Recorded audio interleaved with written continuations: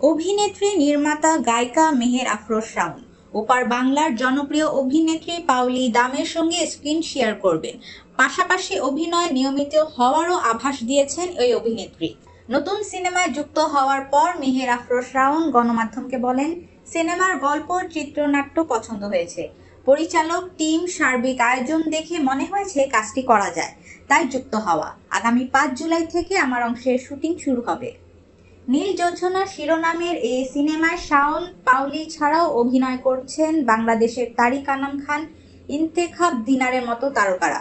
এরই মধ্যে এর প্রথম অংশের শুটিং শুরু হয়েছে বলে জানা গেছে। এটি পরিচালনা করছেন ফখরুল আরেফিন। 1996 সালে হুমায়ুন আহমেদের নক্ষত্রের রাত ধারাবাহিক দিয়ে অভিনয়ে পা রাখেন মেহের আফরোজ শাওন। এরপর বেশ কিছু একক ধারাবাহিক, নাটক ও চলচ্চিত্রে অভিনয় করেন তিনি।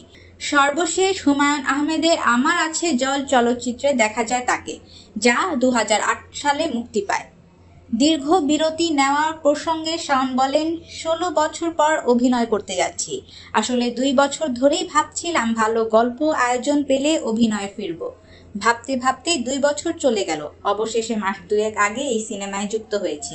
আসলে পরিকল্পনা করে কিছু করা হয় না, যদি পছন্দসই কাজ আসে তাহলেই করব।